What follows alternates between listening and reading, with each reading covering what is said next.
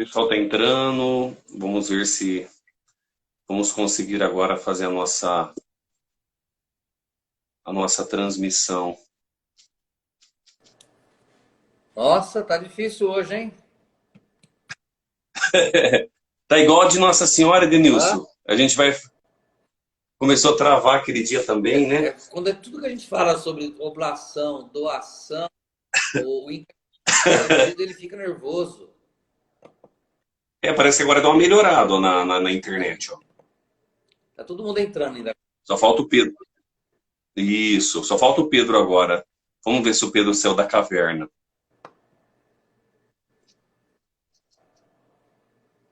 Tomara que dê certo.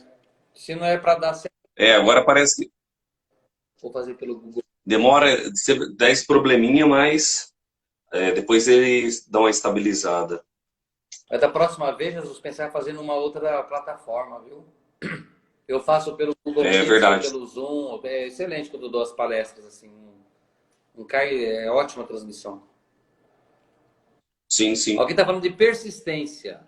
A Bíblia fala que quem Isso. perseverar até o fim será salvo. Olha só. Olha que bênção. Quem perseverar até o fim vai ter uma boa live hoje para meditar, hein, Denilson? Pois é, até o Hélio, nosso, é o Hélio, nosso aqui, Hélio 7848 O Hélio. entrou. Nosso coordenador, catequese. A Selma, minha prima, lá de Lins, essa danadinha. Não vem visitar o primo mais. Eita. Deixa eu ver aqui. Só tá esperando o Pedro entrar aqui, ó. Parece que deu uma melhorada, né, a internet, né?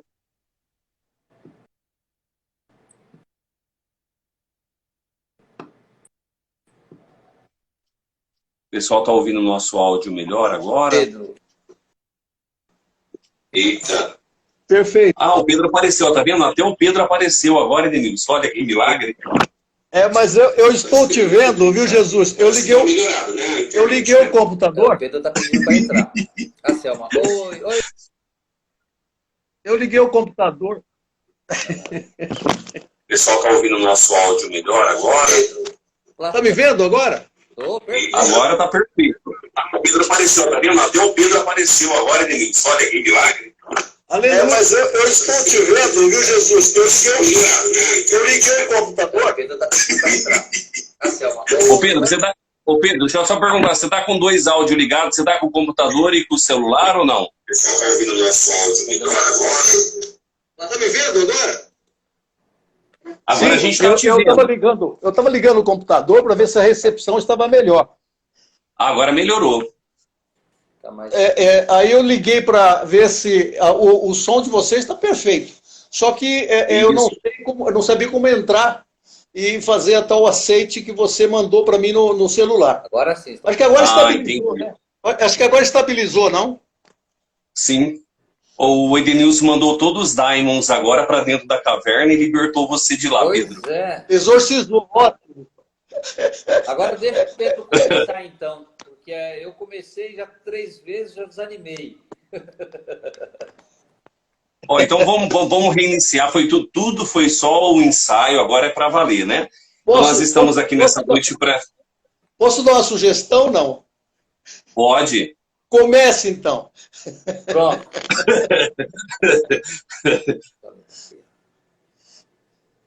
Então a gente está aqui nessa noite para essa live, né? A vida como dom para o outro, e nós temos aqui dois participantes, o Pedro e o Padre Denilson, que são doutores aí.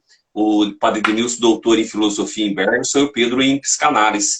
Então que nós possamos nessa noite viver essa partilha bem bacana sobre a alteridade, e o Padre Denilson pode começar aí a falar sobre todo o seu projeto de pesquisa do doutorado, né?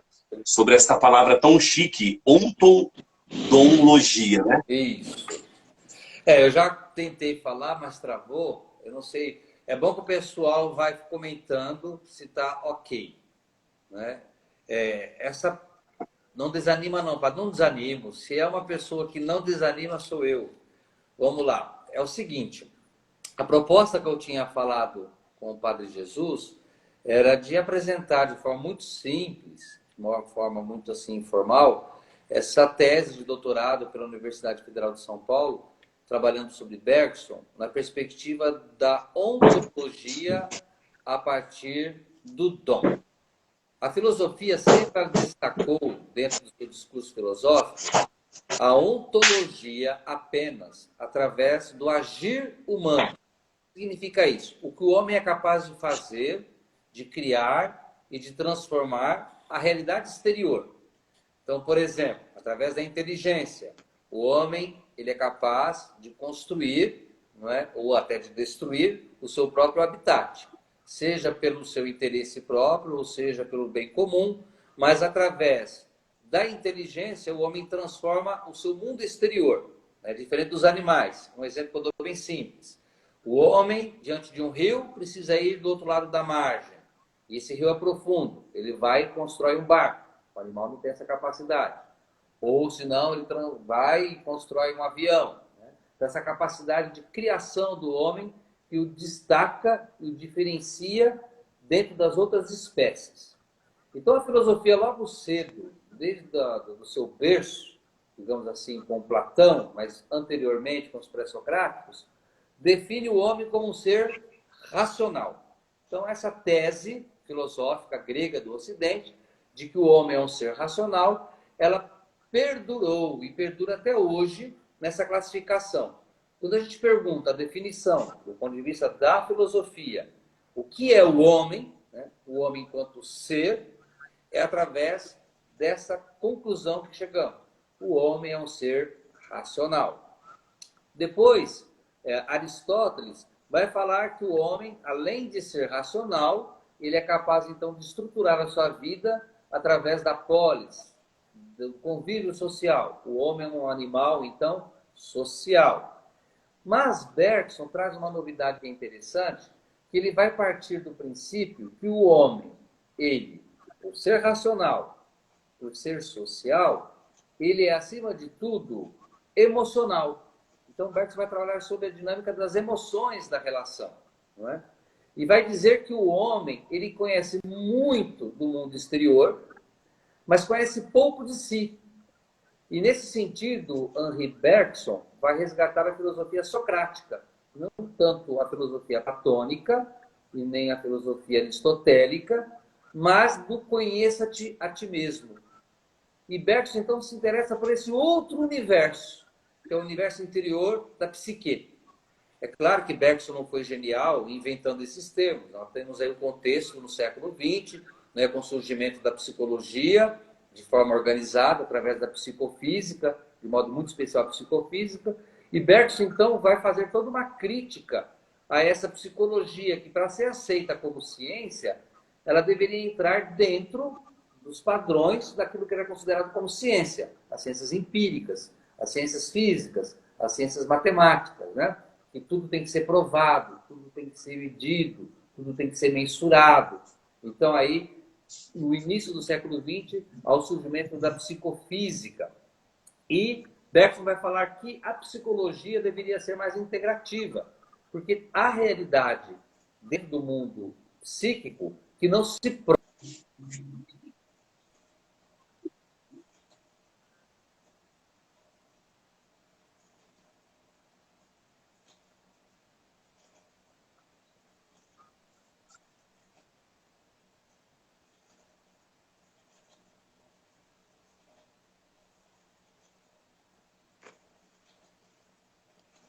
Estamos perdendo.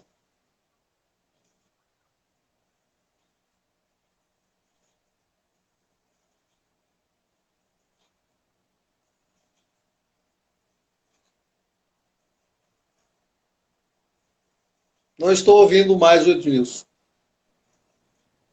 Mateus? Travou. Agora voltou, Nilson. Agora voltou. Mas aí é duro, né? Porque você perde o raciocínio, né? Sim, sim. É verdade. Você estava dizendo da psicofísica, né? Ou até onde a gente entendeu. Da psicofísica, que de repente ficou muito em elementos ali externos, né? E Bergson falava sobre esse resgate do interno do ser Do humano, né? mundo interior. Porque, Isso. na realidade, o que acontece é que, para a psicologia no século XX ser considerada ciência, ela deveria adotar o mesmo método das ciências positivistas ou deterministas. Sim. E Bergson é um grande crítico disso. E Bergson vai fazer a distinção que existem dois universos. O universo exterior, o físico, o matemático, o químico, o quântico, né? Esse sim deve ser mensurado, esse sim pode ser comprovado de forma laboratorial, e que a psicofísica via só essa dimensão neuronal da atividade cerebral como só o movimento molecular, mas que há, na realidade da vida psíquica, algo muito maior, que transcende a atividade cerebral. É o que ele vai chamar, então, da relação da personalidade, não é? Da originalidade do sujeito. E que, para Bergson, muito mais uma ontologia que vê o homem naquilo que ele faz, como a história fez. O homem é inteligente porque ele é capaz de criar, de recriar, né? O homem é político porque ele é capaz de criar a educação, a cultura, a moral, as relações sociais de âmbito bem amplo, né? Através das cidades, dos estados, enfim, dos governos. Beck vai falar que o homem é um ser puramente também emocional, né? Essa emoção, que para Bergson é criação, não é? Uma emoção no sentido de que é através da nossa maneira de se relacionar no âmbito afetivo é que nós descobrimos de fato quem nós somos, né? Então, Bergson dá essa análise muito interessante, em que eu chamo de ontodontologia, porque Bergson vai discordar, então, de toda uma tradição filosófica da sua época, que é a filosofia de Heidegger, que era muito forte, que o homem é um ser aí no mundo, né? Um ser jogado Sim. no mundo. Depois até Sartre retoma essa ideia que nós somos jogados no mundo e somos assim, então, simplesmente marionetes das relações exteriores que nos determinam por inteiro. Então, nós somos produto do meio, né? Embora essa frase é de Marx, mas quem desenvolveu bem foi Sartre, dizendo que acaba que nós não somos nós mesmos, né? Nós somos criados através da cultura, nossa maneira de ser, de agir, de pensar e de sentir. Bergson concorda com tudo isso, dizendo que realmente existe esse determinismo que é brutal e forte. Porém, quando o homem volta para si mesmo, ele faz um trabalho de introspecção, de reflexão, ele fala um retour sur soi, né? De voltar um olhar, aí ele retoma toda a filosofia socrática de conheça-te a ti mesmo. O homem é capaz, então, de transformar não mais pela razão, mas pela emoção. E Bergson vai dizer que tudo que foi criado é uma ideia, uma arte, algo que é extraordinário, partiu do princípio de uma intuição e não da inteligência, né? De imediato. A inteligência depois elabora, a inteligência depois ela vai codificar, mas o primeiro ímpeto que o homem tem sobre a vida e sobre a relação é realmente a intuição, que é o lado instintivo, que para Bergson é inteligível também, só que de uma outra forma Sim. de inteligência, né? Não aquela conceitual, etc, etc, etc. E Bergson vai dizer que, por mais que o homem seja fadado e sujeito na sua construção de personalidade, pela linguagem, pela alimentação, pelo clima, pela história, enfim, pelos determinismos externos, mesmo assim, quando o homem volta para si, descobre aquilo que é mais original nele, que são raras as pessoas que conseguem, mas que conseguem, elas conseguem, de fato, então, dar a novidade da vida social. Que Bergson vai chamar o grande herói, né? O grande místico, ou as personalidades raras. E essas personalidades raras, elas saem do quê? Elas saem dessa relação de coesão social por interesse, de uma relação baseada na utilidade, né? Porque Bergson vai dizer o seguinte, que na realidade nós somos dois eus atuando. O eu individual e o eu social, né? O eu superficial e o eu profundo.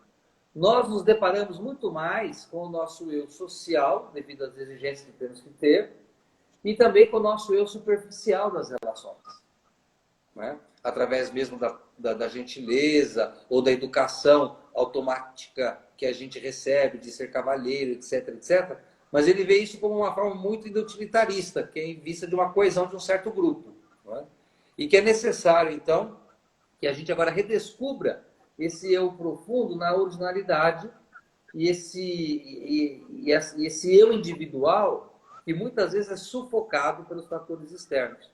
Como que Bergson, então, ele vai desenvolver essa possibilidade dessa transcendência? Com a relação com o diferente, com o outro, né? Na relação da diversidade das relações e das emoções. Então, seria nessa perspectiva um pouco que eu trabalho, não aprofundando, como que Bergson, então, ele inverte o mecanismo da filosofia, o modo de pensar o homem, né? Não mais na capacidade que ele tem de lidar com o mundo exterior, de criar e de renovar, mas de voltar a si mesmo e de se autocriar. Na realidade, ele influenciou muito Jean Piaget, porque para Bergson, a nossa personalidade está em construção. Ela não se dá de forma construída, né? Agora, quem que é o construtor dessa personalidade? Os materiais, sim. O cimento, os blocos, a pedra, a areia, são fornecidos pela história, pela cultura, pelo ambiente que vivemos, enfim, por tudo aquilo que nós fazemos parte do habitat. Mas a genialidade da casa, ele vai falar da arquitetura, para ser diferenciada, a ponto de ser genial, é uma descoberta do sujeito, né?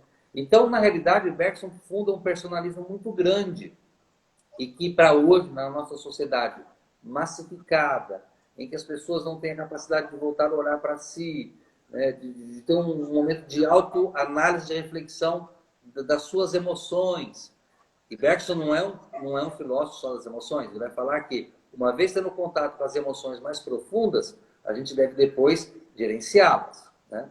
É claro que hoje existe toda uma teoria da linguagem, né, de gestão das emoções, que nós sabemos aí na internet, mas Bergson já tem essa intuição de que é conhecendo a nossa própria, digamos assim, obscuridade do ser, nas profundezas que ele vai falar, né, através da vivência da angústia da existência, que é muito bonito, é que o homem se descobre. E a nossa sociedade foge o tempo todo desse encontro consigo mesmo, né? Do processo da angústia, do processo da amargura, do processo da decepção. Sim. Por isso que, então, é um mundo muito fadado a extravasar coisas exteriores, né? O prazer o tempo todo, a satisfação, enfim, as relações múltiplas. Mas, ao mesmo tempo, Bergson ele volta o olhar, como filósofo historiador, para as pequenas comunidades que são as tribos, não é? E Bergson faz um trabalho muito bonito dizendo que na tribo, né, no início da humanidade, havia então essa responsabilidade de que um era responsável pela construção do outro na alteridade, na diferença, né? E isso é muito interessante. Agora, claro, dá para a gente fazer toda uma análise histórica, sociológica, psicanalítica, que ele vai entrar, né? Mas do ponto da filosofia, o que Bergson trouxe de novidade foi isso, de tirar aqueles conceitos, de definir o homem só como racional, não é? Ligado ao mundo exterior, mas que o homem, enfim, ele é um ser de relação. E essa relação não de utilidade em vista da coesão, mas quando ele consegue transcender o aspecto da coesão social, né, e de fato viver uma relação gratuita, prazer de se relacionar simplesmente, sem ter assim nenhum tipo de respaldo, seja afetivo, seja moral, seja financeiro, seja sexual, mas gratuitamente o homem se descobre na sua mais bela pureza, né? Na sua mais bela pureza, porque ele vai se deparar com outro tema que é da questão do respeito, né? Do respeito de que o outro ele não usa essa expressão nossa, nós falamos de sagrado, mas Bergson vai falar da plena transcendência. Interessante que Bergson ele tem algumas imagens que são fortes, né? Bergson vai dizer assim que a descoberta do homem da sua consciência não foi através do fogo, né? É que a história nos traz, né? O homem se deu conta que ele é homem através da descoberta do fogo, que através do fogo ele começou então a transformar a realidade que os outros animais simplesmente se adaptam. Bergson vai falar, de fato, o homem se tornou humanamente aquilo que ele é quando ele passa a enterrar os seus mortos. Né? Quando ele passa a ter um sentimento de que a vida tem algo que é muito precioso e que o outro tem o seu valor. Né? Então, é nesse sentido aí, nessa relação socrática, de fato, não só de conhecer a mim mesmo, mas quanto mais eu me conheço, mais eu me possibilito também o conhecimento do outro. E me deixar conhecer, né? Então, Bergson fala que é uma via de duas mãos nessa relação da reciprocidade. Mas poucos se aventuram nessa façanha, não é? Porque é um processo que ele vai dizer árduo, exigente, tedioso e assombroso, né? Porque quanto mais a gente vai entrando na caverna de nós mesmos, mais a gente vai deparando também com aquilo que nós desconhecemos de nós, né? E tudo que é desconhecido causa temor, né? Causa espanto. Mas para Bergson esse temor, esse tamatazém, esse espanto deveria ser uma admiração, né? Deveria ser uma admiração de nós mesmos, sabendo que eu não me conheço, não conheço o outro. Nós temos assim lampejos, fenômenos de conhecimento, mas o conhecimento se dá na construção das relações. Seria isso, né? Até o último suspiro, até o último suspiro e até o último ato de consciência, né? Que para Bergson a consciência é uma faculdade de observação da vida interior, né? Mas poucos se arriscam, e por isso que Bergson, nas duas fontes, no último livro, vai falar que são as grandes personalidades, são raras as pessoas que chegam a esse ápice, a esse topo da evolução da humanidade. Mas são essas poucas e raras pessoas que movimentam a engenhosidade da vida social, né? Que ele vai falar que são os mitos, né? O grande herói, né? Aquelas pessoas que a gente tem o desejo de seguir, desperta em nós o desejo de imitação, né? Pela vida, pela conduta. Eu achei interessante aí, Denilson, que você coloca esse resgate pela metafísica que ele faz, né?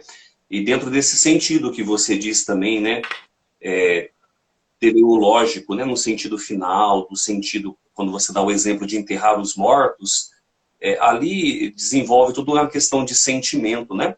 E eu me recordei de algo que... A filosofia de Bergson, ela não é sentimentalista, ela é racionalista. Porém, sim. sentimento, né? E quando ele fala de enterrar os mortos, não é sobre a perspectiva religiosa. É dizer assim, o meu afeto é tão grande que, diante do outro que está morto, ali eu adquiro um sentimento que ele fala que é muito nobre, que é o respeito. Né? O respeito para Bergson é quase irracional, mas ele é quase relativo ao sentimento de amor, que é puramente emocional. Né? Não o respeito imposto, não o respeito colocado como gentileza, como norma social. O respeito profundo pela vida do outro, né? Sim. É aquela ideia, né? Veja, qual que é o fim de todas as coisas? Até mesmo na morte, nós fazemos uma experiência de transcendência, né? E eu me recordava, na hora que você dizia sobre isso, de um livro que eu li sobre Hannah Arendt, que você falava muito do aspecto externo e do aspecto interno. E Hannah Arendt, ela vai dizer assim que, com o passar do tempo, houve uma problematização. É como se o universo interior das pessoas tivesse sido invadido pelo universo externo. Porque o universo externo está a nossa persona. Olha, eu sou médico, eu vou lá atendo, depois quando eu volto para dentro da casa, eu sou o esposo, eu sou o marido. Veja, mas ela vai dizer que com o passar do tempo, houve uma invasão deste mundo exterior para o mundo privado, e há uma necessidade de que haja uma privação pelo universo privado, porque o universo privado é quem você é, da maneira com que você é, com aquilo que você começa a lidar com os seus sentimentos, com a sua transcendência, com tudo aquilo que você vive. Então, assim, me fez lembrar um pouco isso, sabe? Essa questão que hoje em dia se vive muito. Veja, esse universo das redes sociais, às vezes as pessoas se perderam um pouco no sentido... veja, de que ali está exposta algumas coisas, mas que aquela rede social não é a totalidade da vida, né? Então, quando você começou a colocar, trazendo para a questão atual, me fez pensar um pouco isso. E eu lembrei do que São João Paulo II escreveu sobre Max Scheler. Max Scheler era um filósofo que ele estudou, e ele dizia justamente isso que você falou. Antes de haver uma razão e antes de viver uma vivência empírica, o ser intui. Então isso está sendo perdido um pouco hoje na nossa cultura. Essa questão do ser privado, da intuição, de ter um lugar sagrado para si, né?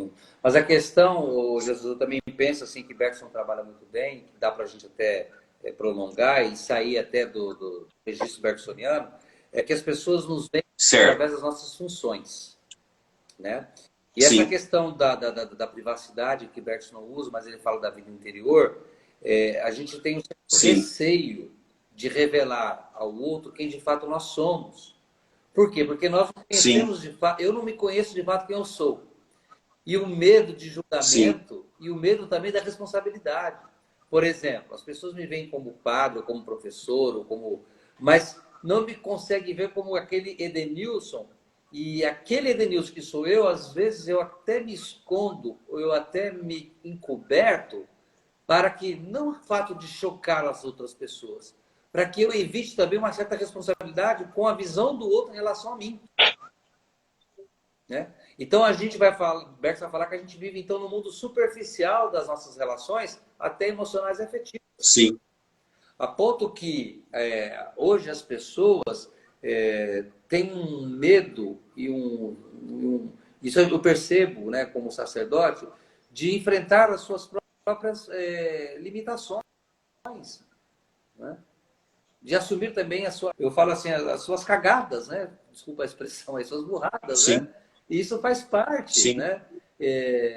Nós não somos super-heróis, né? Mas a sociedade vende uma imagem que nós temos que estar sempre conectados, perfeitos, bonitos, sorridentes. Veja o mundo do Instagram, veja o mundo do Facebook, de pessoas felizes. Sim. Mas tem dia que eu acordo... É o universo externo. Tem dia que eu acordo sabe, com um nó na garganta.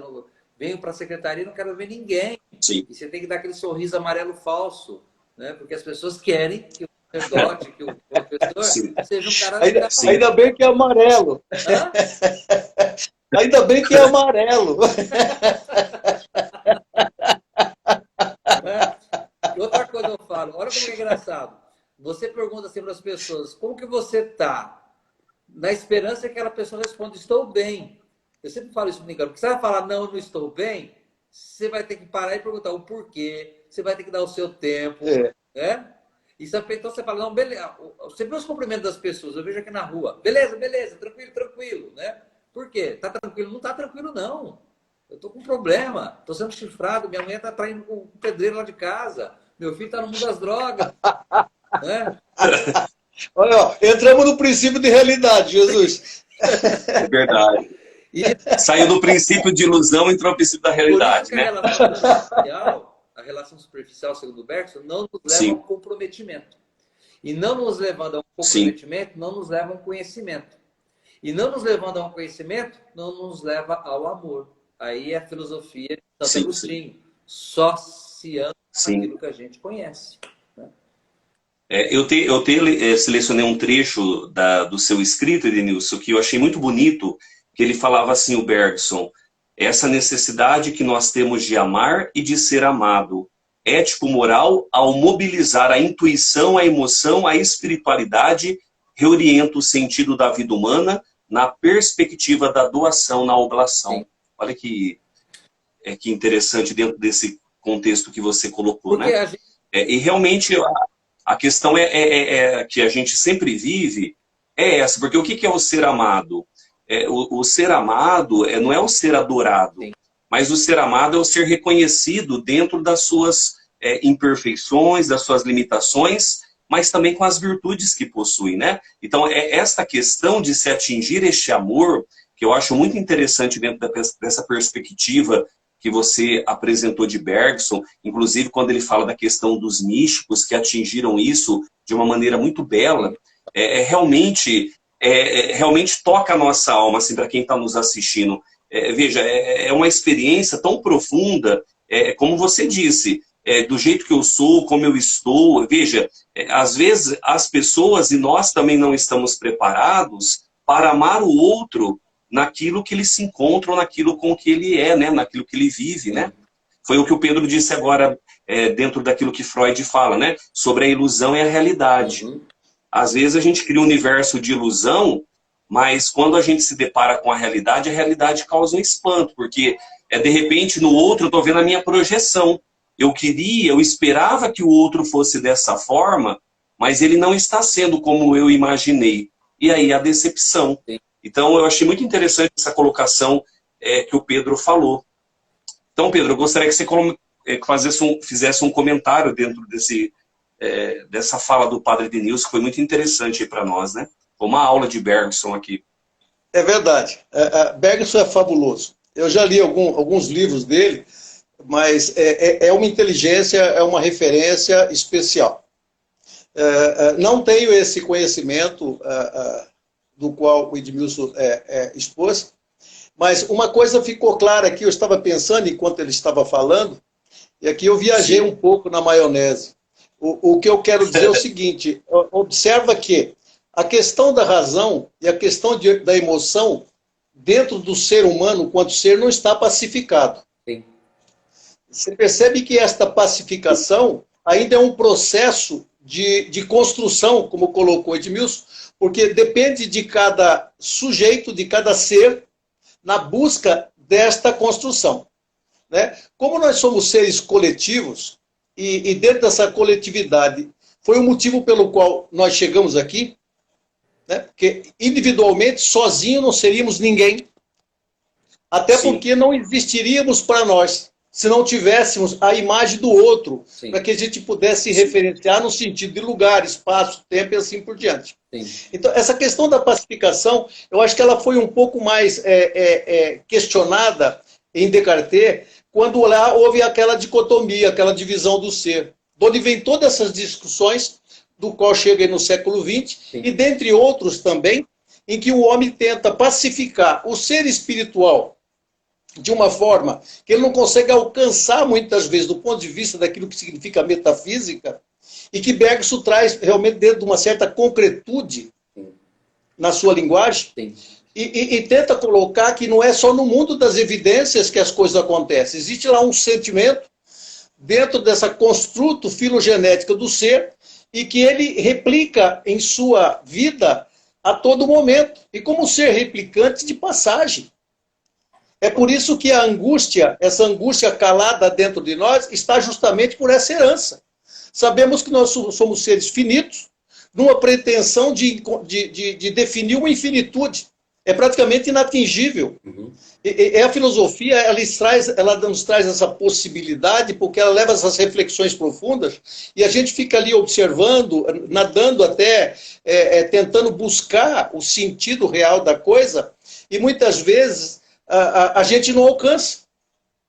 A nossa limitação intelectual ainda, pelo fato desse próprio consumismo, dessa condição antropofágica, autofágica, em que vive a sociedade neste momento de transição, não que lá atrás não tivesse havido, muito pelo contrário, talvez foi muito mais violento e muito mais agressivo do que o momento atual.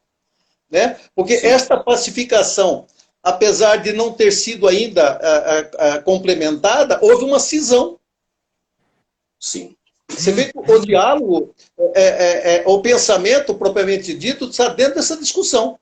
Entre aquilo que sou como ser, aquilo que sou como de dentro e aquilo que eu como de fora. Essa coisa bipartida, essa coisa ambivalente, do qual ainda não pacificamos em nossa mente, é a nossa busca. É a nossa própria situação de construto. Porque, observa, a socialização nos deu a possibilidade da gente viver de forma coletiva. Foi colocado em torno disso regras, normas, enfim, toda uma situação em que está aí posta e que o homem praticamente luta com a sua própria sombra. Eu digo sempre, eu gostei do termo alteridade utilizado na fala, porque eu gosto muito da fala de Levinas. Por isso que talvez o Edmilson colocou Emmanuel de Levinas. Porque ele tem uma proposta de você enxergar o outro como o outro é, e não como um simples reflexo da sua própria imagem. Porque essa questão existencial e de muita solidão, de muita angústia, é pelo fato de você enxergar o outro como coisa. Essa coisificação que veio sendo construída a partir, então, desta cisão, em que o homem teve a necessidade de se tornar o ser no mundo destituído da parte espiritual. É viver um materialismo dialético de forma constante, como se eu fosse o senhor da minha situação, não respeitando a questão filogenética. Porque nós somos herdeiros, de passagem, Sim. dentro de uma condição finita. E muitas vezes essa não existência te dá uma impressão de que você vai transcender a sua finitude com a sua infinitude, né? No alcance das suas projeções e coisa parecida. Então, a grande busca e a grande fala é quando você estiver diante do outro, que te representa a tua existência, observa que ele não é aquilo que você deseja que ele seja. Ele é simplesmente um ser. O ser que foi colocado ali ao mundo, vou dizer assim, mas um ser que tem uma construção secular. E dentro desse processo de convivência coletiva. Né? Como é que eu vou, por exemplo, a vida humana como um dom para o outro? Como que eu vou dizer assim, me dedicar à existência do outro se eu não reconheço nem a mim mesmo? Exato. Os nossos eus interiores, existe uma degladiação, uma luta constante entre desejo e vontade, entre aquilo que eu ofereça ao outro para que eu possa me completar, sim, e esse distanciamento entre eu e o outro de fora. Então, a humanidade, ela tem que parar um momento de reflexão e começar a observar que não somos a verdade absoluta das coisas. A gente vive uma condição relativista e de valores ainda não descobertos. Olha a metafísica. Sim. Olha essa luta, sim, em que Bergson trabalha a questão da subjetividade. Sim. A questão da intuição, percepção, que é alguma coisa que está, vamos dizer, intrínseco ao ser, mas você não consegue mensurar. Sim. Não é uma matemática. A emoção para Bergson é ação, é criação, né? Interessante isso. Interessante. E uma coisa que... Justamente, porque é aquilo que motiva o indivíduo a trabalhar a sua interioridade e fazer com que isso replique na sua exterioridade. Para que, na verdade, há um sentir do outro. Porque se não tiver o sentir do outro, eu vivo o meu ostracismo. Sim. Eu vivo a minha angústia. Sim, sim. Exatamente. Né? Exatamente. Porque como é que você cria este embate desta realização do ser que está aí? É aquilo que criaram a terminologia consciência. Uhum. Que Bergson trabalha. Estar cônscio daquilo que você é. Porque se você não atingir esta consciência, você é um zumbi. Você é um sujeito jogado ao mundo. Né? Se vive sobre empurrões e assim por diante, já não vive a sua própria personalidade, porque você vira joguete do outro. Bergson, né? Bergson e nessa dimensão... Ele fala sobre que nós somos homens automatizados, não conscientizados. Né? Nós somos quase que robotizados pelas nossas ações. E tem uma imagem que eu gosto muito, quando ele fala das nossas relações, que são superficiais, não só com os outros, mas conosco mesmo, por isso que ele fala do eu profundo, que ele fala assim que nós somos como folhas secas boiando em águas de uma lagoa. É muito forte essa imagem. E muitas vezes nós somos como folhas secas boiando sobre as águas de uma lagoa. Nós não aprofundamos, não saímos da superfície para aprofundarmos dentro de nós, né? Porque isso é um risco. É verdade. Aprofundar dentro de si, o conhecimento de si, ter essa tomada de consciência da construção do sujeito como autônomo, para Bergson, isso é dolorido. Não é fácil. Não é fácil. É porque é uma negação da vida, né? Você nega a própria vida. Você foi posto aqui nesta dimensão, vou colocar assim, em que você tem tudo para poder sobressair, ser um sujeito ativo, propositivo, dentro desse construto coletivo, e simplesmente você se deixa levar num efeito de massa, num efeito de rebanho, sem nenhuma personalidade que possa destoar ou no sentido reflexivo de trazer o outro àquela escuta. Sim. Né? Eu digo sempre, o pior sujeito é aquele que não ouve a própria voz e que se remete ao próprio eco. Né? Em que o outro, na verdade, é o eco dele. Ele não, praticamente, ele não atua. Ele simplesmente, passivamente, se encolhe como uma folha caída nesse lago, simplesmente se deixando levar. Exatamente, pela correnteza. Exatamente. Algo que eu achei interessante nos escritos do Edenilson foi algo que ele trabalha assim, um caminho proposto pelo Bergson como o caminho da aprendizagem, né? Seria o caminho da aprendizagem que daria um sentido para sair dessa situação de não ser apenas uma folha seca, Sim. mas de reaprender nesse processo do ressignificar. E quando eu me especializei também nessa área da psicanálise, né, que eu trabalhei a questão do Jung, do processo da individuação, o Pedro também me acompanhou, o Jung também propõe isso, a questão de chegar ao eu mais profundo, o self. Uhum. Então, assim, qual que é o caminho para a gente chegar a esse self? Então, o Jung fala assim, olha, é você olhar para tudo que aconteceu na sua história. Os acontecimentos bons, ruins, as dificuldades, as tristezas, e você perceber que cada uma dessas situações é como se fosse um degrau para que você chegasse a esse universo interior, aquilo que eu falava anteriormente, aquele lugar que é só seu e de mais ninguém, onde você vive ali o processo da espiritualidade, do encontro mais profundo, e chega-se ao processo da transformação, que é aquele momento que há a mudança, que eu vi até no seu escrito, que eu achei muito bonito isso, que me chamou muita atenção, que o Bergson fala do ressignificar, a partir desse caminho da aprendizagem, que ele olha para o caminho dos místicos, né, como é um caminho de aprendizagem, quer dizer, a gente chega ao amor não apenas pela razão, Sim.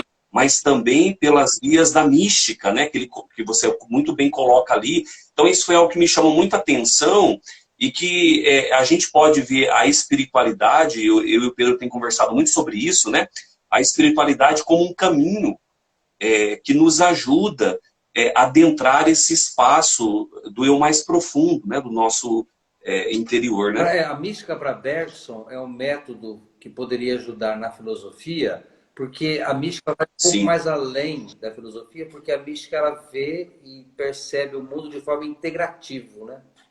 O místico vê de forma integral. E para Bergson, enquanto que o filósofo pensa sobre algo, o místico ele tem um modo de existir simplesmente.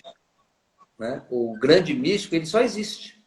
Né? A sua maneira de ser, com a sua personalidade originária, que afeta no sentido de afetar as pessoas ao desejo de seguimento, é um modo de existência que Bergson vai falar, que dentro da natureza foi algo raro, porque a natureza não quer que nós sejamos originais o tempo todo. Né?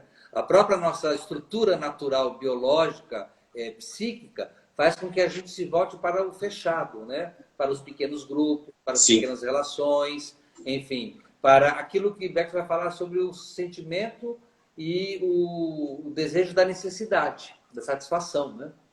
Agora, dar esse passo, né? De sair da satisfação, de uma visão utilitarista das coisas, das pessoas. E outra coisa, ter essa percepção de que nós estamos em construção, e esse processo não é acabado, mas é contínuo de aprendizado. Isso que é novidade na espécie humana, né? É isso que Bergson vai falar, que de fato faz com que a gente seja o que nós somos nessa ontologia, como bem disse o Pedro, voltado para o outro. Né? E depois ele até retoma a questão do rosto, né? da visagem, que ele vai falar em francês. Mas assim, o outro acaba assim, não só revelando quem eu sou, e o outro se revela como eu sendo o que eu não sou, mas o outro está nesse processo também da minha autoconstrução. Não é? Agora, por medo, por questões de não ter responsabilidade, porque construir a si mesmo exige responsabilidade. Né? A gente evita, então a gente cai sempre naquilo que o Bergson fala, na superficialidade das nossas ações. Então, vivemos muito mais em função das exigências sociais, enfim, do que as pessoas vão pensar ou vão achar de mim, né? Do que, de fato, eu ser o que eu sou. Né? Porque também, assim, se manifestar com as nossas luzes é muito fácil, mas com as nossas sombras e obscuridades, isso requer, assim, um desafio muito grande. Né? Porque, desculpa, porque a sombra, ela cria um conforto. Sim. Sim. A sombra é confortável. O difícil é você encarar a luminosidade. Porque esse caminho da luminosidade é um caminho penoso. Sim. Porque é um processo de descoberta, é um processo alquímico, em que você precisa transmutar no sentido de transgredir, de avançar, de reconhecer, de errar, de acertar, dentro desse mundo imperfeito, do qual ainda nós estamos no caminho dessa busca dessa perfeição, entre aspas, né? Imaginária, e assim por diante. Então, quem não arrisca essa luminosidade, porque a nossa deficiência visual ainda é muito grande. A gente tem uma visão da realidade distorcida. Porque o olho, na verdade, ele capta em função da luz que permite ele enxergar. Trazer dentro da sua representação, da sua memória, imagens. A grande dificuldade do ser humano é tirar esta imagem dele próprio e externalizar isso, que são as sombras. Então, esse comodismo, essa não vontade, essa não vida das pessoas, em função da própria angústia de viver, né? Porque, às vezes, a vida, para alguns, é um peso muito grande. Sim. Tanto é que ele vive uma ansiedade constante.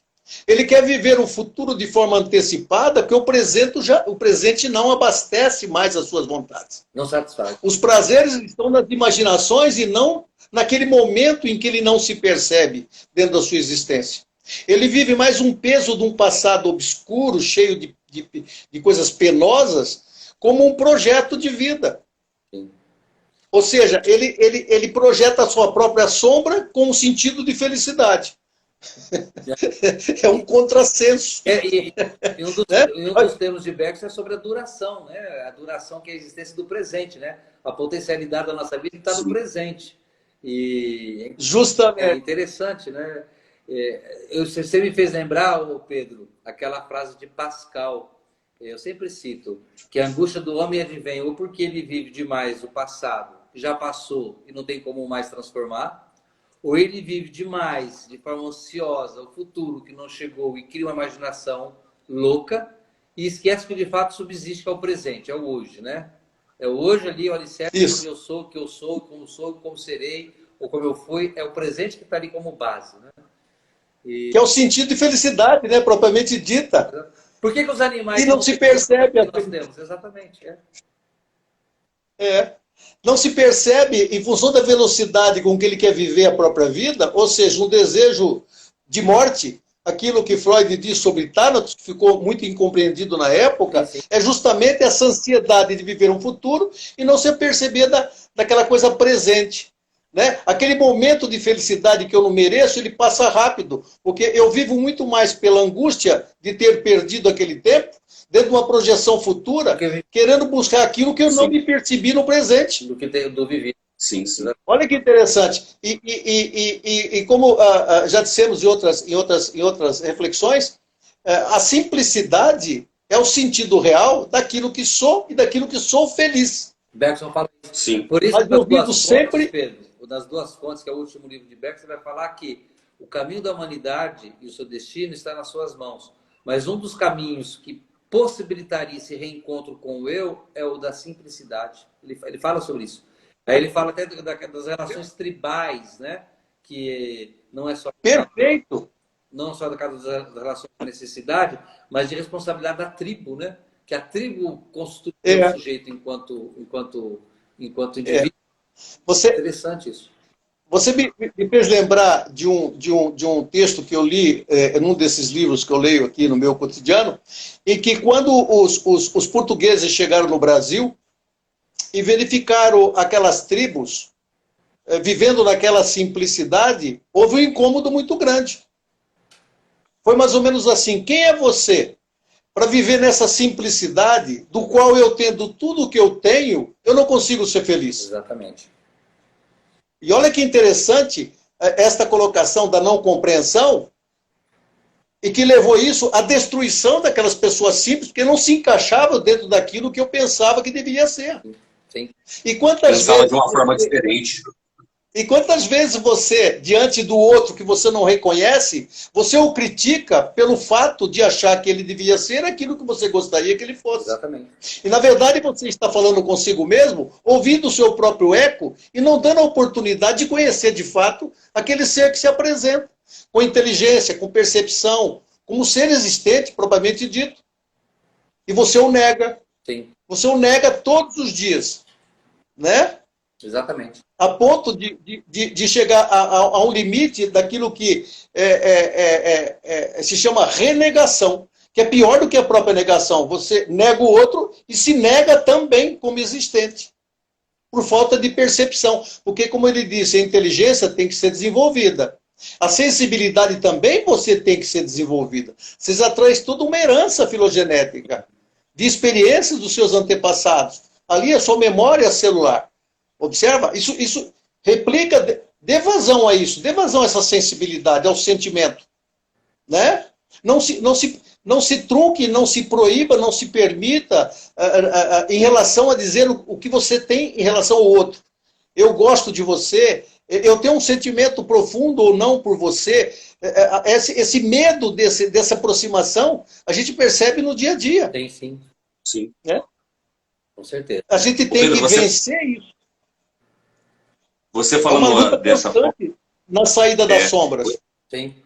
Você falando dessa forma me fez lembrar-se uma colocação que tanto Jung como Freud também falam, né, dentro ali dos seus estudos sobre a questão do inconsciente, dos símbolos, quando ele vai dizer assim que a nossa sociedade moderna, ela se fixou tanto no logos, achando que o logos teria razão para tudo. Sim. E o Jung e o Freud diz assim, mas eles se esqueceram que dentro do ser humano habita também o mitos, o ser de religiosidade, o ser de amor, o ser de transcendência. Eu acho bonito quando o Edenilson coloca num trecho do livro, do escrito dele, algo que Bergson fala. Os místicos ultrapassam assim toda a materialidade do real até a ponto de terem contato com o Elan Criador. Achei tão bonita essa expressão, Perfeito. porque ele mostra isso, né? Veja, tem a razão aqui, olha, a razão estava imperando, tal, mas espera aí. Existem coisas que estão dentro desse mundo material, pertencente à alma humana, de pessoas que não estão vivendo essa questão de um logos muito profundo, de uma racionalidade, mas eles atingiram um estado, olha que interessante. A integração do próprio Elan, né? Justamente isso daí, ó. Isso... Interessante. Ô, Edenilson, essa questão do Elan Criador, fala um pouquinho para nós aí que o Bergson trabalha, que eu achei muito interessante esse ponto que você aborda no livro. Para Bergson existe um Elan que é essa força vital da própria natureza, né, que é o movimento da vida geral, não só da vida humana, mas da vida também não humana, quando ele analisa a evolução das espécies. Né? E ele vai chegar um momento que ele vai dizer que esse Elan ele se esgota, em cada espécie chegando no seu ápice. Então, no macaco chega no ápice, bom, chegou na perfeição da estrutura do macaco, o macaco é um macaco, já tem 5.000 anos, né? E nos outros animais, em cada espécie vai tendo essa parada do Elan vital. O Elan vital continua ainda na natureza, né, através das personalidades humanas, onde através da personalidade esse Elan continua a ser criativo, revolucionário, através da capacidade do homem de se relacionar, de criar a cultura, enfim, né, de transformar o próprio ambiente. E esse Elan chega no seu ápice na mística, né? Porque ele vai falar que a mística teria assim, o olhar geral, né, integrativo, não dividido, de que nós estamos conectados. A linguagem de Bergson não falava de conexão nessa época, mas ele fala que nós somos interligados, né? De saber que a pedra, que o piso, tem a mesma, digamos assim, materialidade composta pelo meu organismo. Né? Então, eu não estou desconectado desse mundo. Nós estamos interligados, né? Com todas as evoluções da espécie, mas de modo especial, geral, na sociedade ou na vida humana. Né? Que aí, agora, esse elo já vai, como eu disse para o Pedro, para o nível do afeto, para o nível das emoções. Né? Do conhecimento que não é só racional. Né? Porque para eu amar, a gente criou uma coisa muito errada também, de que eu só amo aquilo que eu conheço no sentido racional. Mas a gente ama aquilo que a gente sente, que a gente toca, né? Aquilo que Bergson fala de uma energia. E de Eu posso amar alguém que, racionalmente analisando, deveria evitar. Né? Os místicos vão além disso, sim, né? sim. Bom, vamos pegar Jesus, no exemplo. Por que Jesus amou as prostitutas? Né? Ele como judeu. Por que Jesus amou os pagãos? Ele como judeu. Então, Jesus, ele consegue, né, como homem, transgredir, porque ele chega no ápice dessa explosão de uma racionalidade integral, entendeu? Do afeto, do sentimento, da responsabilidade. Isso é próprio do elan da vida, né? Agora, quando a gente chega a esse estágio, esse nível, que a gente fala que a gente está num processo realmente pedagógico de construção de si de forma muito, muito autêntica, né? Porque, no geral, a gente se proíbe de dar esse passo de autoconhecimento, porque, como eu falei, ele é danoso, né? Ele é danoso para nós, né? Ele causa dano, ele causa dor, e também causa aquilo que eu falei, o impacto no outro. A gente é muito mais preocupado com a nossa imagem, com aquilo que o outro pensa de mim, o que eu penso do outro, com aquilo que de fato eu sou. Né? Sim. Seria tipo um processo de reintegração com o mundo externo e o mundo interno, esse ápice, né? Onde o Pedro falou muito bem, o Pedro falou muito bem. A nossa razão e a nossa emoção, infelizmente, por dados históricos, culturais, ela ainda está divorciada, né? Sim. Ô Pedro, a hora que o Edenilson falou isso daí, me fez pensar sobre o aparelho psíquico que Freud elabora ali, a questão do id, do ego, do superego, né? Essa tentativa da gente estar vivendo uma reconciliação entre aquela parte julgadora e aquela parte que nos impulsiona, né? Aquela parte interior, né? O que você vê dentro desse princípio? Então, mas eu só queria voltar um pouquinho. Você percebe que o orgânico, essa condição da materialidade, ela envelhece. Sim. Ela entra no processo de decrepitude. Ela é passageira.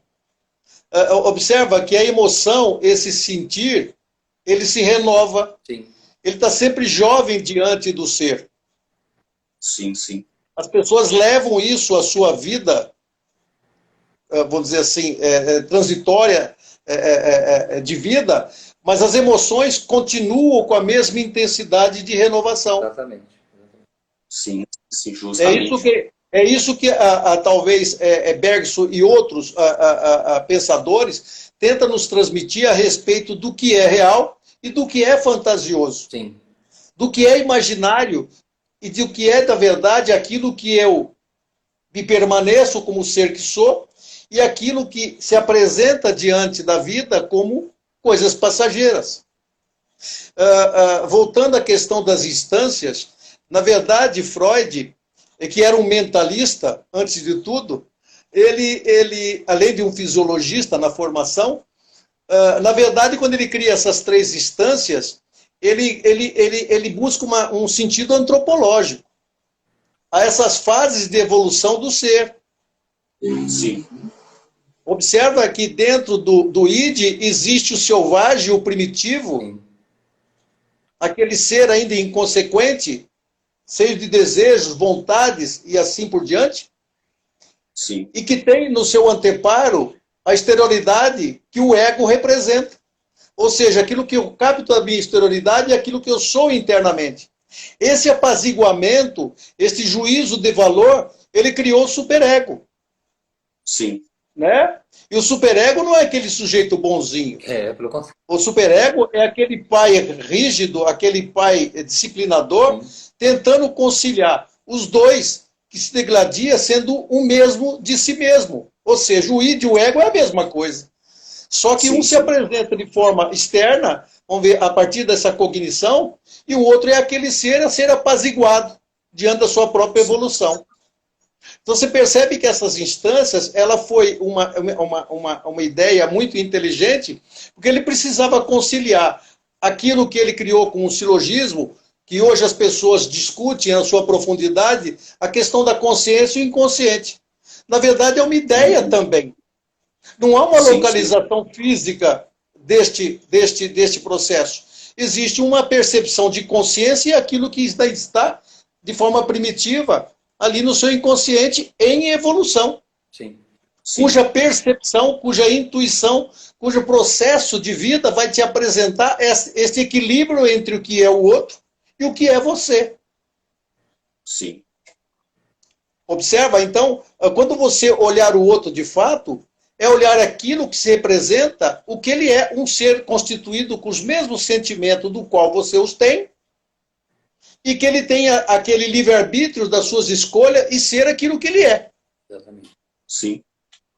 Então, esta visão ainda é um processo. Nós não chegamos ainda a essa condição de começar a enxergar o outro como um ser totalmente outro, independente, como um indivíduo, de fato, como ele é.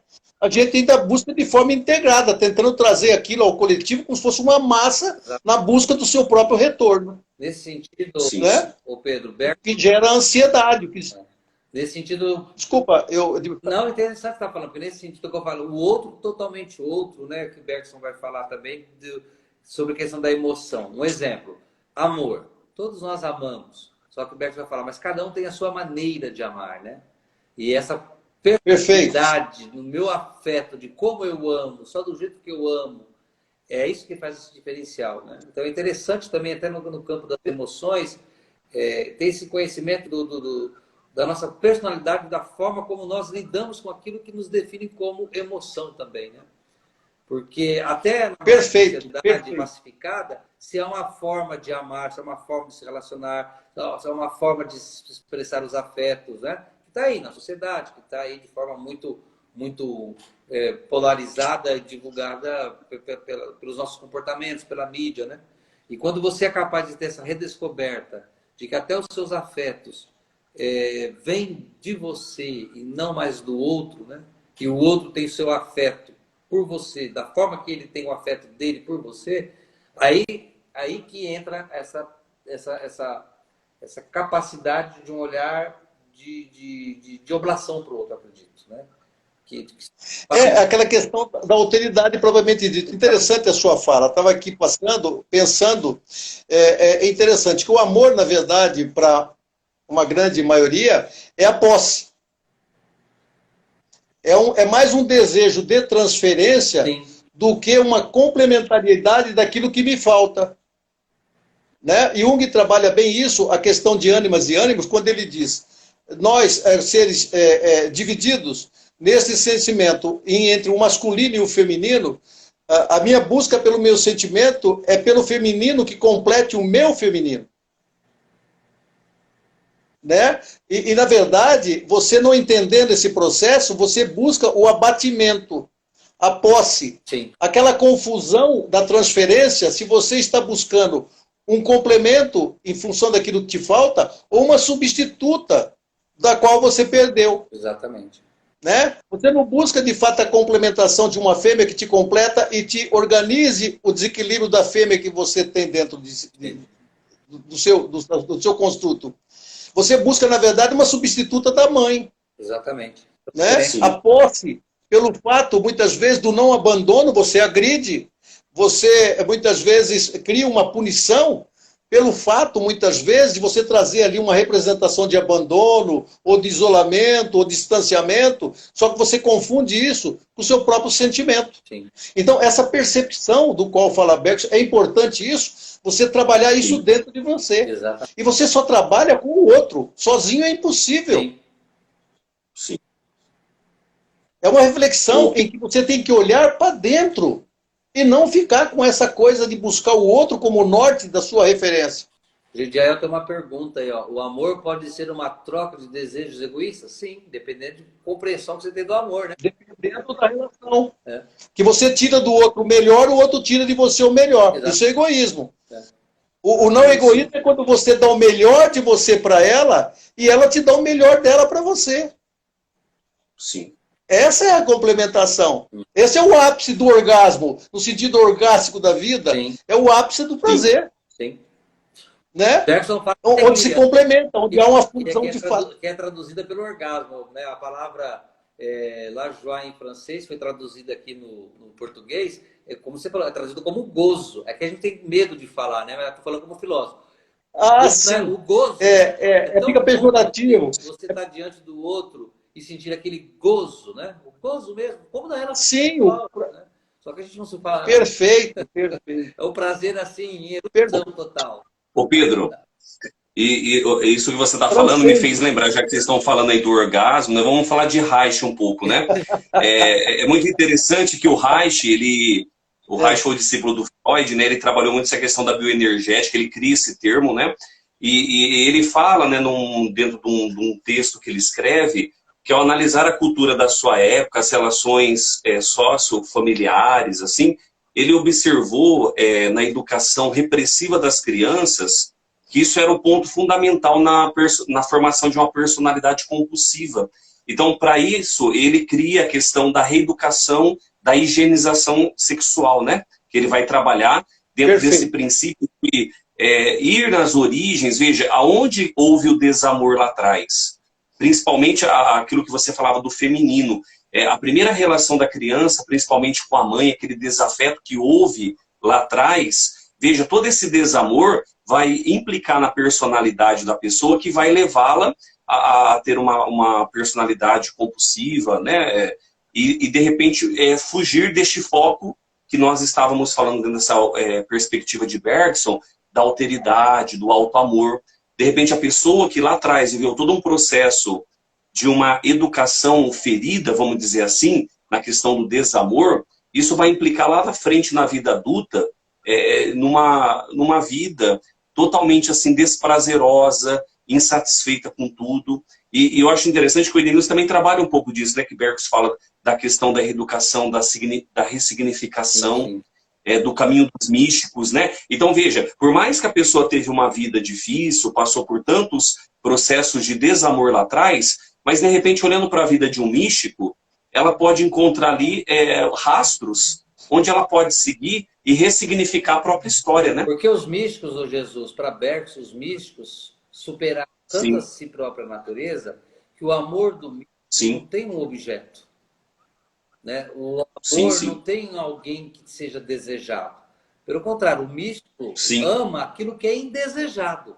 Por isso que os místicos são capazes de acolher, fazer dos preteridos os preferidos. Né? Pega os grandes místicos. Então, não é um amor que tem direcionamento no objeto que é desejado. É esse amor gratuito, que a fonte do amor é ele próprio. Né? O místico entra nesse lance do amor que Bergson fala, que ele ama por si só. E se não houvesse ninguém no mundo, ele amaria o que está ao redor dele. Né?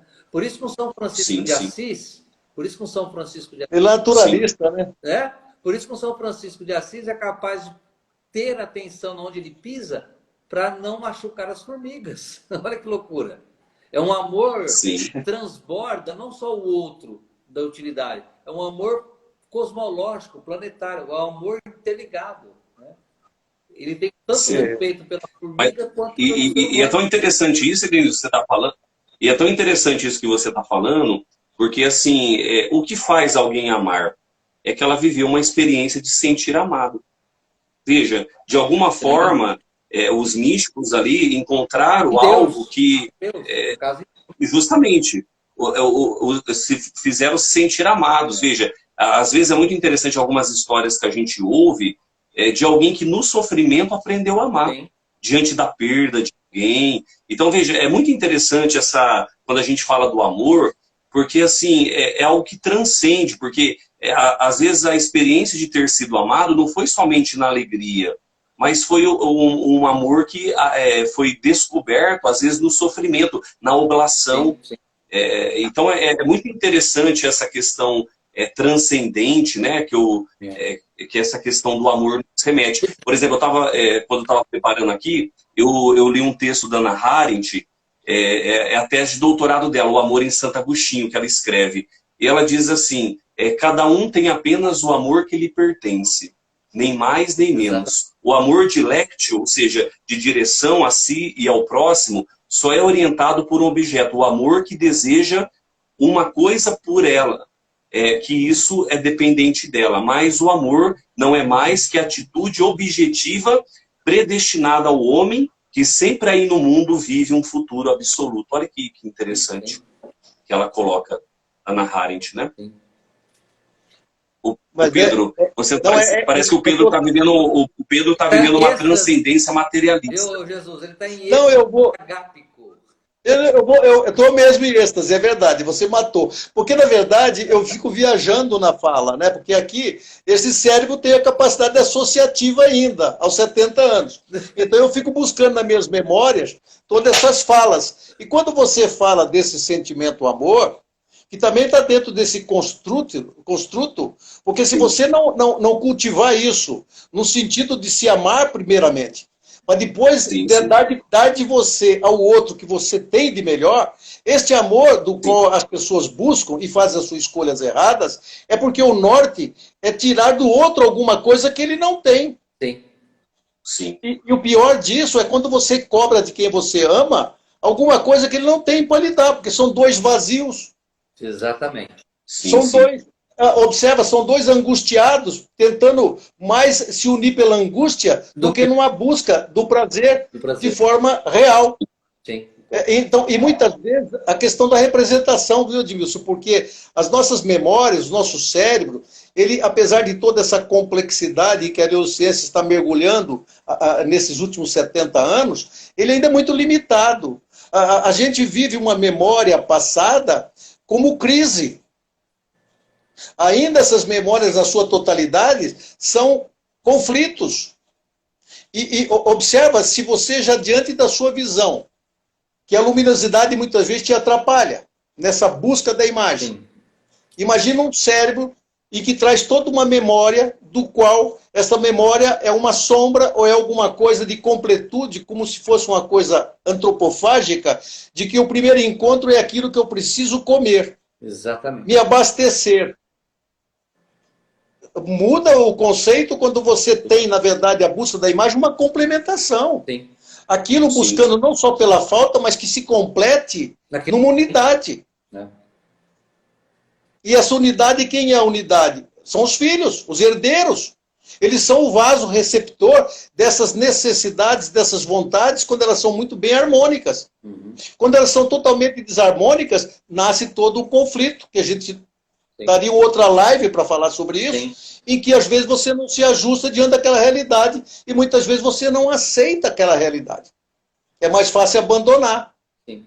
É o que ocorre muitas vezes, o abandono do ninho. É nesse sentido. Sim. A Fátima faz uma pergunta aqui, Pedro, vou tentar resumir. Ela falando sobre os relacionamentos do amor incondicional. Somente os pais podem nos dar esse amor, é correto dizer isso? Foi o que eu entendi aqui da pergunta dela. Observa, o amor incondicional. O amor incondicional, na verdade, é um sentimento próprio de cada um. Porque muitas vezes você tem pais amorosos, ou muitas vezes parceiros amorosos, e você não consegue reconhecê-los. Porque em função da sua caminhada, você é tão indigno deste merecimento que você não aceita, se torna refratário a uma questão do outro. Sim.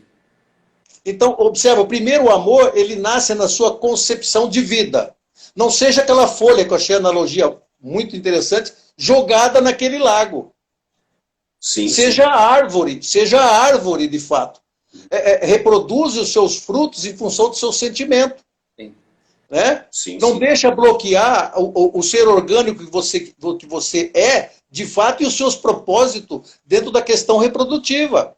O sentimento é alguma coisa construída e que passa por um exercício também de execução. E de aprendizado. Se você se distanciar desse sentimento, você vê que nós temos hoje uma juventude, uma faixa dessa juventude, chamada borderlines, em que eles não conseguem nem receber sentimento e nem transferir sentimento. São seres de um produto, de uma sequência de acasalamentos que geram esse distúrbio de sentir. Em que eu busco o desprazer, o corte, o sofrimento, o sangramento como um sinal de existência. Você percebeu? A materialidade, onde ela extrapola a questão da espiritualidade, sim, em que você mutila, muitas vezes, o próprio corpo para sentir, de fato, a sua vida.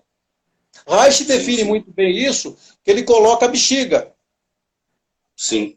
chega um ponto em que você tem que furar, você tem que esvaziar. Porque senão você tem um sentido de implodir. Não é de explodir, é de implodir. Sim. Tá? Então, observa outra coisa interessante. Se as pessoas começarem a melhorar a sua escuta, a sua capacidade auditiva, há um lamento em todas as falas. Falas essas elaboradas o tempo todo.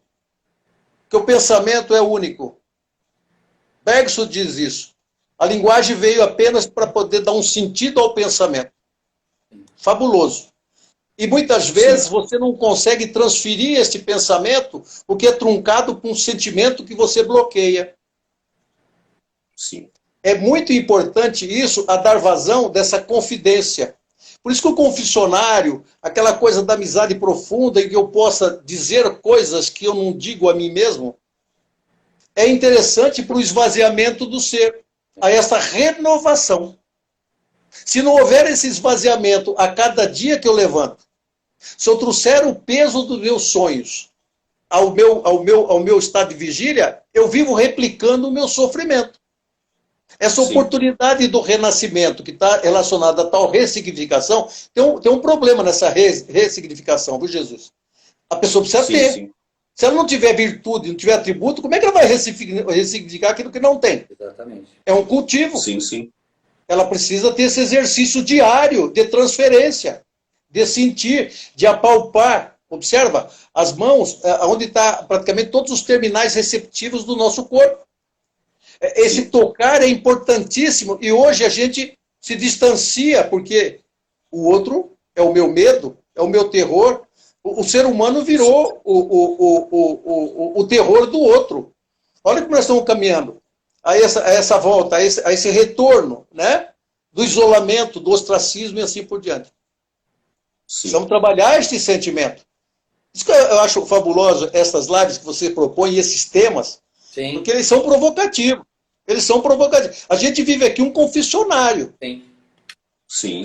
E isso é extrapolado numa dimensão que nós não temos. Mas o horário é complicado. Mas eu acredito assim que a gente está tocando em assuntos que são profundos, tanto na psicanálise, ô Pedro, como também na filosofia, né? Sobretudo nesse clima que a gente está vivendo ainda de pandemia, como a gente viu também essa essa fragilidade nossa humana das relações, né? É muito importante. Justamente. Que o vírus não é só um problema só sanitário, econômico, enfim, de emprego, de social, mas foi existencial mesmo, né? Existencial. Você vê que o grande conflito é justamente isso. Você vê que a ciência está sendo questionada. Sim. A ciência está vivendo um senso comum em que pessoas não preparadas, apenas pelo achismo ou uma questão puramente ideológica, tenta desconstruir aquilo que a ciência tomou como propósito de dar um melhor conforto ao ser humano. Hoje a gente vive essa polaridade, né? Em que todo esse construto, você vê, resgatar essas memórias, resgatar a filosofia é fundamental. Porque o questionamento nos leva à dúvida. E a dúvida nos leva a uma nova tese e assim por diante. A coisa não se fecha, ela está sempre em aberto. Sim, com certeza. Né? Com certeza. Olha que trabalho interessante este seu, por exemplo. É onde você provoca um ambiente do qual pessoas, muitas vezes ao longo da sua vida, nunca ouviram falar de Bergson. Sim. E dessa forma, importante... E dessa forma nós estamos falando através da live e traduzindo, porque às vezes as pessoas criam medo da filosofia ou até mesmo da psicanálise, né? Como algo assim distante da realidade das pessoas normais, entre aspas, né? Tanto qual que é o estereótipo do psicanalista ou do filósofo? É o do louco, né? Do porra louca, do isolado. E é interessante a gente trazer isso para a nossa realidade concreta, porque a nossa vida, por mais simples que ela seja, ela é pautada nessa questão da indagação, né? Do questionamento e da não segurança, eu acho isso, né? Eu sempre fico preocupado quando eu me sinto na zona de conforto, tanto da minha vida profissional, como da minha vida afetiva. Sabe? Perfeito. Eu fico muito preocupado. Eu falo, tem algo errado aí. Tem algo errado, né? Perfeito. Eu fico... Quando a gente a Anny está dizendo... Uma pseudo-segurança É que a gente está cavando o nosso buraco, a gente não imagina. Você sabe como é que eu trabalho isso na minha mente, Edilson? Com 3 livros aqui com assunto diverso e mais 3 lendo diariamente. Eu só acrescento um pouquinho a mais que você. Eu leio bastante e tomo uns mezinhos de vez em quando, para dar uma relaxada. Então, o meu problema é que o meu aditivo é a minha ignorância. Então, quando eu leio um livro, eu converso com ele o tempo todo. E agora eu descobri, Pierre, deixa eu ver o sobrenome aqui, se eu falar errado, vou Teilhard de Chardin. Teilhard de Chardin. Eu estou deslumbrado com esse nome. Inclusive, eu acho que o Bergson bebeu nessa água. É meu leitor. Peraí, deixa eu botar outro óculos. É meu leitor favorito, Pierre Teilhard de Chardin. Aqui, é de cabeceira. Eu li alguns textos dele, mas eu nunca tive acesso ao livro. E eu comprei um livro essa semana passada, eu estou aqui degustando. Agora você observa, eu leio Bergson, Olavo de Carvalho e Freud ao mesmo tempo. Estou vendo que isso é passar numa verdadeira experiência da angústia existencial, viu? Isso é bom. Mas olha... Você vê que, observa, eu digo sempre, a angústia ela é benéfica. Sim. Assim como eu disse, não sei se para o Jesus, para quem foi, eu disse o seguinte: se te derem um limão, faça uma limonada. Não se azede pelo gosto, pelo cheiro, pelo formato. Não. Observe, a angústia ela é necessária. Sim. Porque ela te remete a uma busca. Né? Se há um sentido maior de ressignificar alguma coisa, nada melhor do que superar a sua própria angústia. Né? Porque isso é intrínseco. Heidegger fala na linguagem filosófica agora, que a angústia nos leva ao sentimento do nada, e quando a gente se depara com esse nada, a gente nadifica, porque a gente é chamado a se reinventar, a se recriar. Né? É nessa perspectiva. Perfeito. Também de... Sim. Fantástico a filosofia heideggeriana, né? Do vazio. Sim. Mas como um vazio um vazio que é preenchido de si só, né? É muito interessante. Perfeito. Perfeito. E abaixo do nada não existe. Nada melhor do que... perfeito, perfeito. Perfeito. E quem que o pessoal está mandando Ô Pedro, o pessoal está mandando umas mensagens aqui. A Ana está dizendo, estou adorando a conversa. A Fátima disse assim, a gente corre muito para o ter e acaba se esquecendo do ser. Gede pergunta, a profecia de Mateus 24, 11 e 12 está se cumprindo? E que é justamente aquela passagem que diz, e surgirão muitos falsos profetas, enganarão a muitos, e por se multiplicar a iniquidade, o amor de muitos esfriará. A Fátima diz, vocês são ótimos, queria beber mais desta fonte de sabedoria. Olha que bênção, né? Então, tá uma maravilha essa partilha, né? O assunto é instigante que nos remete a nós mesmos, né? A nossa maneira de compreendermos, né? De querer... mas assim, algo que eu acho interessante assim, nessa partilha nossa, né? Que até o nosso tema aqui da campanha da fraternidade, que fala muito sobre isso, fala com sabedoria, ensina com amor, e dentro de tudo que o Edenilson falou sobre Bergson, o Pedro também pontuou, esse amor primeiro que a gente tem por aquilo que a gente é e por aquilo que a gente faz. Eu estava pensando aqui, passou pela minha cabeça, o amor pelo filósofo Bergson que você teve, do pensamento dele, de esmiuçar toda a obra, a literatura. Quer dizer, isso é um sacrifício que depois, compilando na sua tese, é um fruto de amor que se oferece, né? O Pedro que passei horas e horas estudando Freud, a neurociência, eu falo, tudo isso é um amor que é oferecido, né? Então, acho que esse primeiro amor que o Pedro colocou muito bem, esse auto-amor que a gente deve ter por aquilo que a gente é, por aquilo que a gente faz, e fazer realmente com aquilo de melhor que nós temos. O Fernando Pessoa fala isso, no mínimo que fazes, coloco tudo que és. Eu acho que isso é essencial. Senão, como disse o Pedro, senão a gente vive esse sentimento de insatisfação, e por mais que alguém faça alguma coisa por mim, eu nunca vou me sentir amado, porque eu não me amei por primeiro, né? Não um amor egoísta, narcísico, mas esse sentido de reconhecer a vida como dom de Deus, né? Sim. Perfeito. Eu queria só terminar então minha fala, Jesus, com uma citação de Bergson, que você entrou sobre aqui o amor, na citação que ele fala Sim. nas duas fontes. Bergson diz assim, Sim. a criação aparecerá, né, para o filósofo, vendo os místicos, como uma grande empreitada de Deus para criar criaturas que se encontram seres dignos de um amor maior, o amor do Criador. De um ser vivo, tal que é o homem, capaz de amar, mas também capaz de se deixar amar. Né? Olha, Perfeito. bonito. Perfeito. Nessas condições, Perfeito. nada impede que o filósofo possa ir até o final da ideia que a mística sugere de um universo que não seria nada mais do que um aspecto visível e tangível de um amor e também da necessidade de ser amado. Né? Então, o amor, Olha que bonito. o amor, ele tá para ser amado, né? E aquilo que São Francisco dizia, o amor não é amado. Tão bonito isso, né? Infelizmente, claro, referindo a Deus. Sim. Mas a gente tem que aprender a redescobrir essa arte que eu falo, que é o aprendizado do amor, né? O amor, ele não é dado. Ele pode ser dado como dado emocional da consciência imediata, vai dizer Bergson. Mas quando você começa a vivenciar esse sentimento de amor, ele passa a ser um projeto de vida, né? Ele passa a ser um projeto de vida. E sendo um projeto de vida, é um modo de existência, né? Perfeito. Olha, Então, Até porque amor não é desejo.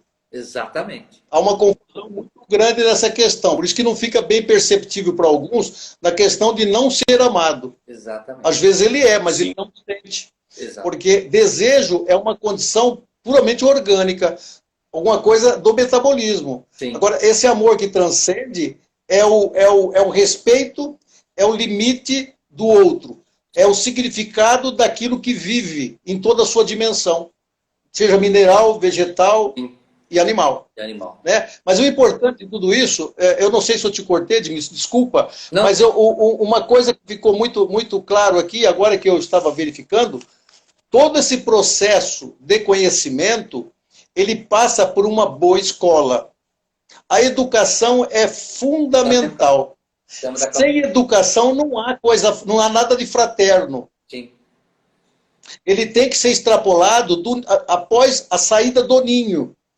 A criança, quando sai do ninho para enfrentar essa questão do outro, na primeira educação, é fundamental entender o ser chegante. Né? Esse ser aprendiz, do qual nós um dia fomos, ainda somos e seremos eternamente, porque o conhecimento, ele não é libertador.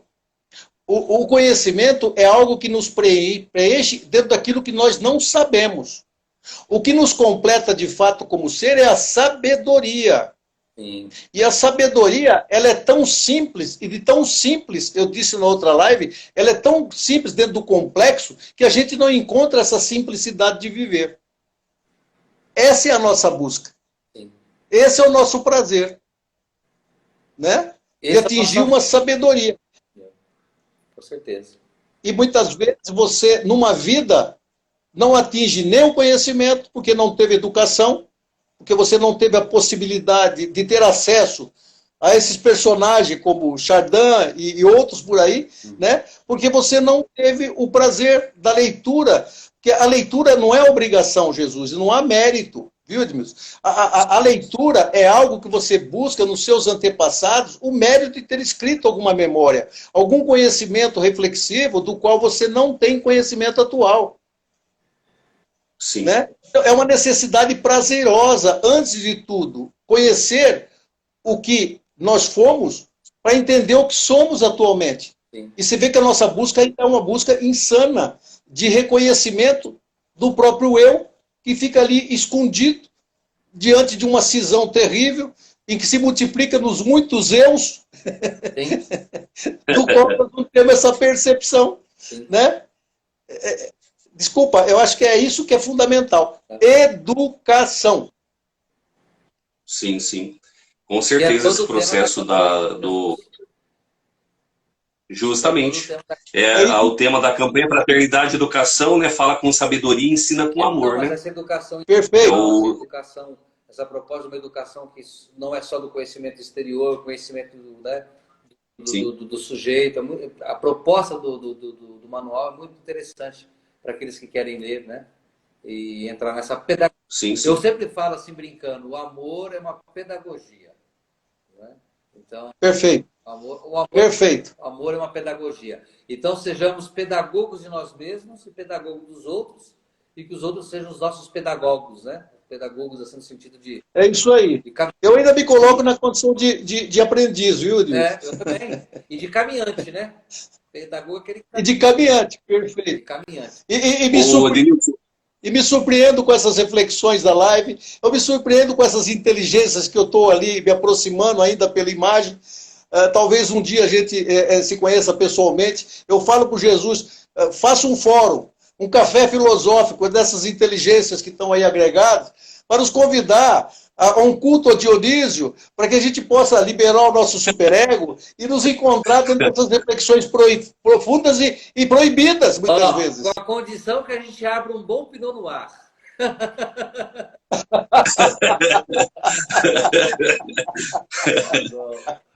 Oi, Denilson. Eu fico só com A Márcia mandou uma mensagem para vocês. Vocês são excelentes. Aqui encantada com essa conversa. Como você, Padre Denilson, citou em seu escrito, a apropriação de si é uma proeza para poucos. Sim. Perfeito. Bergson fala isso. O aprendizado de si, são poucos que se lançam nesse processo que é árduo, né? É árduo, instigante, e a gente vai lidar com o desconhecido, né? E dolorido, viu, Deus? Dolorido. Porque é um rasgar de almas. Você precisa dissecar, você precisa introjetar, você precisa expurgar todos aqueles construtos mal construídos, vamos dizer, em alicerces frágeis, em que você tem que se situar. E isso é uma coisa muito íntima, de muita propositura de cada um. Não é o coletivo que vai te levar a isso. O coletivo ele te abastece, mas a proposta é sua individual. Exatamente. Por isso que eu falo também, só para terminar, e essa educação, quem que é o sujeito? Não é o professor, é o próprio educador, que é si próprio, né? Eu falo. Precisa se preparar. Nessa educação de si, não tem um professor e o aluno. Nós somos os dois ao mesmo tempo, né? Perfeito. Somos os dois. Perfeito. Como antigamente, eu poderia dizer que você como professor é a ponte. Ou até um viaduto.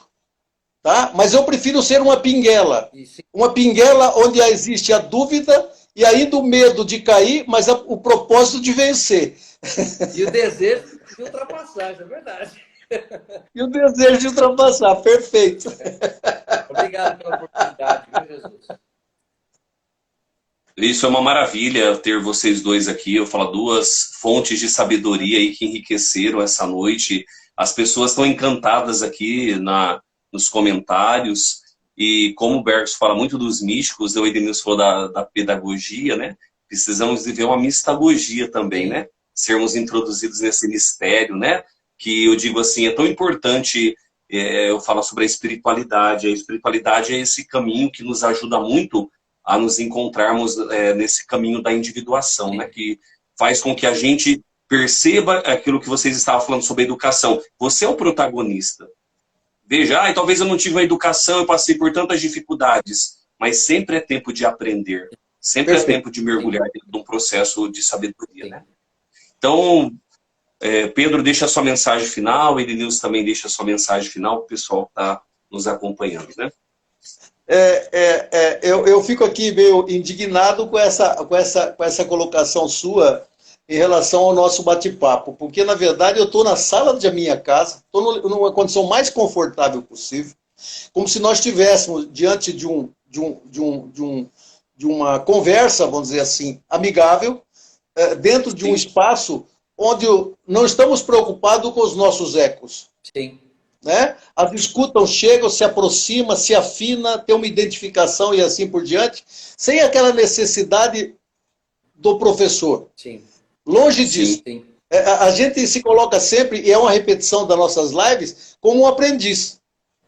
Porque a gente aprende muito nas nossas conversas. Porque às vezes você tem pensamentos que no seu dia a dia, em função da sua própria ocupação, você não os tem. E nesse momento, às vezes, você vê pensamentos outros que você fala, puxa vida, tem os seus insights, tem as suas reflexões. Chega a ponto de entrar em êxtase, por exemplo. Essa colocação de Bergson dentro dessa visão interpretativa do Edmilson Eu achei fabulosa, porque eu tenho um Bergson aqui, dentro das suas aulas, totalmente diferente daquilo que ele conseguiu transmitir. É isso que é importante, as letras são frias. Sim. A interpretação tem um pouco do humano fazendo o processo. E a gente precisa muito da fala. A gente precisa muito da escuta. Isso é fundamental, mais ouvir do que falar. Sim. Sim. Isso é importantíssimo. E a gente precisa desse momento de reflexão, de escuta. Perfeito. Eu agradeço aí os elogios, mas, na verdade, só para confidenciar as pessoas que nos ouvem, nós estamos falando de nós mesmos o tempo todo. Sim. É só ouvir.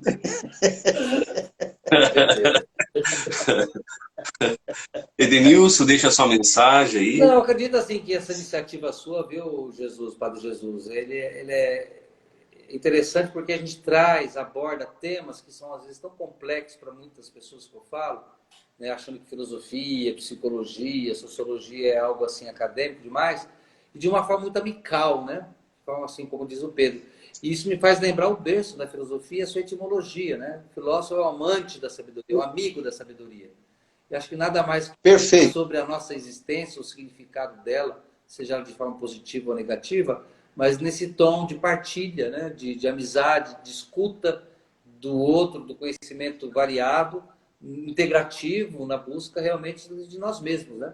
Esse já é um processo pedagógico de conhecimento. Eu acho que ver o quanto cada um na sua área, no seu jeito de ser, no seu jeito de pensar, no seu jeito de trabalhar e de agir, temas essenciais e fundamentais da existência, de uma forma muito simples. Eu volto a falar de diversa simplicidade, né? Não só do olhar, mas no falar, e na forma de amar. Acho que o que nós fizemos hoje foi um tira-gosto de um papo que foi fundado, baseado no amor para o outro, né? Não estamos aqui para ninguém. E que se repita. E que se repita. E que se repita muitas vezes, exatamente. Parabéns, viu? Com certeza. Parabéns pela iniciativa. Mas eu agradeço... Sim, eu agradeço muito a presença do Padre Edenilson, do Pedro, que eu digo assim, são amigos, e eu tenho contato com os escritos do Edenilson, e a gente vê muita paixão, muito amor naquilo que ele faz, nos estudos, a seriedade, né? E tudo aquilo que a gente coloca amor, realmente se torna significativo para quem lê. Eu até dizia para ele que, eu lendo um texto dele esses dias, eu estava em preparação para fazer um retiro, e quando eu li aquele texto, eu falei, olha, foi uma providência divina, porque foi algo assim que me ajudou na espiritualidade, diante daquele tema que eu iria pregar ali. Então, continue nessa missão. Eu digo que mergulhar nesses temas filosóficos para tentar esmiuçar para as pessoas que ouvem, eu falo também é um sentido de ajudar as pessoas a se encontrar consigo mesmas, né? E o Pedro também, um amigo de longa caminhada aí, que sempre partilha seus escritos, seus artigos. Eu não preciso falar que eu sou fã dele, né? Tudo que ele escreve de psicanálise, e me ajuda muito no meu dia a dia, nos meus atendimentos. Então eu digo assim, isso é o verdadeiro sentido de ser pessoa, né? De ver que cada um, com suas qualidades e virtudes, colabora para que a gente possa ser melhor. Eu acho que isso é o verdadeiro sentido do amor. É a gente reconhecer o que o outro traz na história dele, que vai nos ajudar a ser melhor do que a gente pode se tornar, né? Então, muito obrigado a vocês dois. E para quem quiser depois, essa live vai estar disponível lá no YouTube. Acho que até amanhã vai dar tempo de renderizar, porque tem bastante tempo. Acho que ficamos uma hora e meia. Essa live tem um significado de persistência, viu? Com certeza. Um abraço, Pedro. Prazer, ó. Espero a gente voltar a conversar mais vezes. Será um prazer. A próxima live, a próxima live, Edenilson, vai ser sobre o inconsciente de Bergson e o inconsciente freudiano. Aí uma proposta já. Uma hora é pouco, uma hora é pouco. Vai ser uma hora é pouco também. Um abraço. Vai ser muito pouco. Vamos sim, vamos sim, vamos sim. Um abraço. Boa noite. Boa noite a todos. Um abraço, boa noite.